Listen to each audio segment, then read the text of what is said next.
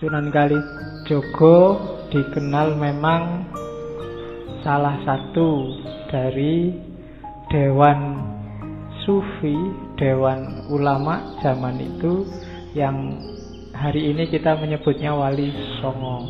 Bismillah, kita mulai. Apa sih yang dibawa oleh Sunan Kalijogo? Rumus dakwahnya Sunan Kalijogo ini. Jadi para wali itu punya dua kubu, tapi bukan kubu untuk musuhan, kubu strategi dakwah. Ada yang gaya Sunan Giri dan kawan-kawan, ada yang gaya Sunan Bonang, Sunan Kalijogo dan kawan-kawan. Ini yang gaya Sunan Kalijogo, berhadapan dengan masyarakat Jawa yang kuat sekali memegangi tradisi. Beda nanti sama Barat ketika diserang oleh rasionalisme. Kalau orang Timur kayak Jawa itu tradisi itu nomor satu. Jangan diotak-atik. Kalau diotak-atik orangnya bisa ngamuk. Itu gen kita itu. Maka Sunan Kalijogo punya rumus. Yang pertama apa? Kalau ada adat yang sekiranya tidak cocok sama Islam tapi susah diubah, yo diubah cuma pelan-pelan, ndak kesusu dan tidak pakai kekerasan. Kalau pakai kekerasan, apalagi kesusu, hasilnya pasti kontraproduktif. Maunya orang tertarik dan serius berislam, bisa jadi dia malah lari. Tujuannya dakwah itu kan biar orang seneng. Maka pelan-pelan, ojo dipeksa, apalagi diamuk, dipentungi, biar Islamnya benar. Tidak bisa.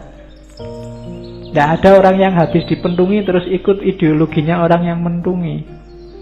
Yang ada dia ingin balas dendam. Jadi gayanya Sunan Kalijogo ya ndak, pelan-pelan, sedikit demi sedikit. Oke. Nah, itu yang susah diubah. Kalau ada yang mudah diubah, ya diubah, kan gitu. Kalau gampang, ya diubah saja, tidak apa-apa. Misalnya adat-adat yang tidak terlalu mengakar, kebiasaan-kebiasaan sepele, ya kalau mau diubah ya diubah aja, tidak apa-apa kalau yang ini. Tapi yang susah diubah, jangan kesusu. Prinsipnya dua rumusnya, Tutwuri Handayani dan Tutwuri Haniseni. Tutwuri Handayani itu dari belakang, diikuti, dipengaruhi sedikit-sedikit. Ini kan sebenarnya semboyan ini nanti dipakai oleh Taman Siswonya Ki Hajar Dewantoro. Jadi ikuti aja tradisi masyarakat, diubah sedikit-sedikit. Baru setelah itu Tutwuri Hangiseni. Tutwuri Hangiseni itu sedikit-sedikit diisi dengan ajaran Islam. Kalau ada orang misalnya habis kematian kok kumpul-kumpul ngobrol nggak jelas ya.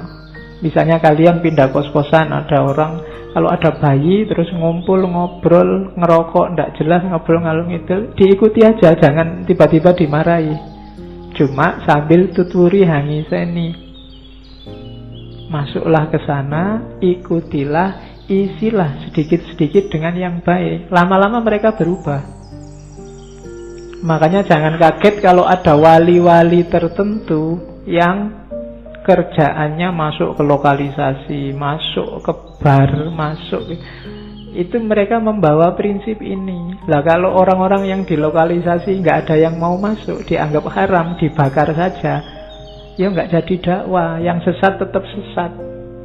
Kalau mendakwai kalian yang sudah pinter buat apa?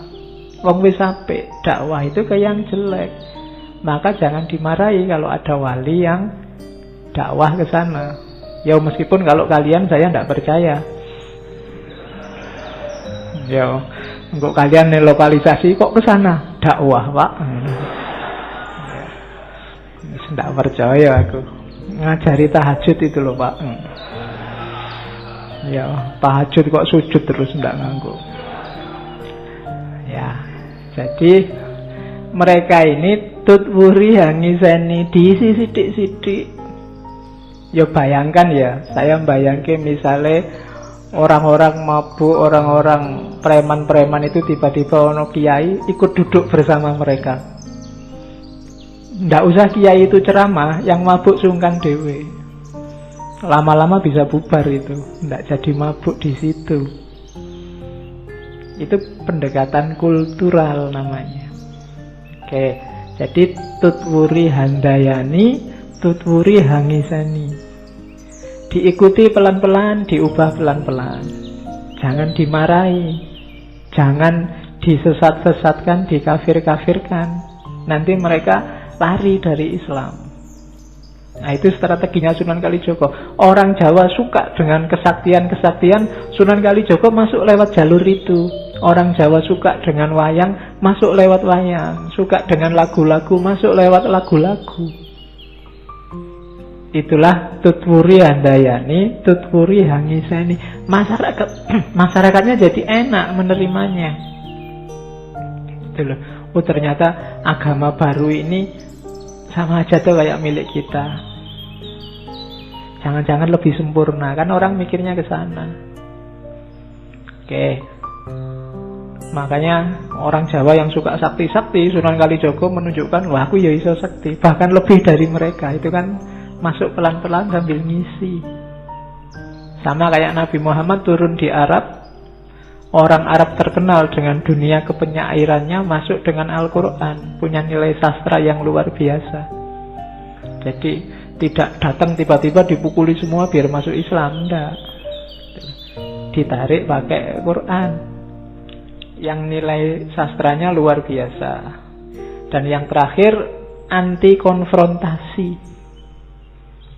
Jadi prinsipnya mengambil ikan tapi airnya tidak keruh.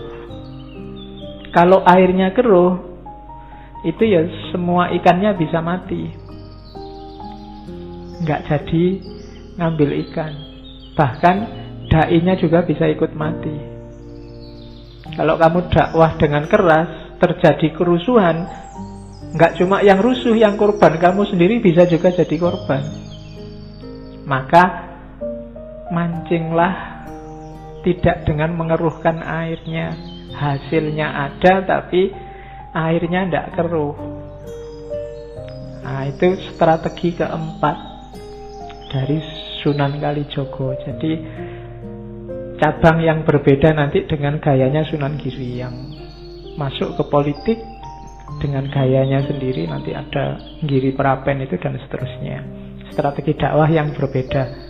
Tidak ada yang salah, asal konsisten dengan niat dan teorinya masing-masing. Yang jelas Sunan Kalijogo lebih diposisikan akhirnya oleh orang Jawa sebagai gurunya orang Jawa.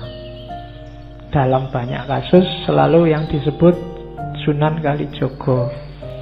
Yang tadi nama Kalijogo ini juga sebenarnya kontroversial. Ada yang bilang karena disuruh nunggui tongkat di pinggir kali oleh Sunan Bonang. Ini yang banyak orang kritik, masa cuma nongkrong di pinggir kali wae dadi wali. Dan banyak yang kritik gitu ya. Nah, sebenarnya itu lagi-lagi mitos-mitos simbolisme yang harus kamu baca secara konotatif. Kalau istilah Kalijaganya sendiri, ada yang bilang ya karena setelah nanti Sunan Kalijogo ini setelah berguru ke Nabi Khidir kan pulang itu. Pulang itu dia nggak balik ke Tuban tapi nanti ke Cirebon yang di desa Kalijaga itu. Dan di Cirebon itu nanti petilasannya diapit 2 sungai. Dan menurut ceritanya masyarakat, di antara kisahnya Sunan Kalijogo di sana itu kegemarannya Sunan Kalijogo itu kungkum di sungai. Kungkum ngerti ya? Ya, jadi berendam di sungai.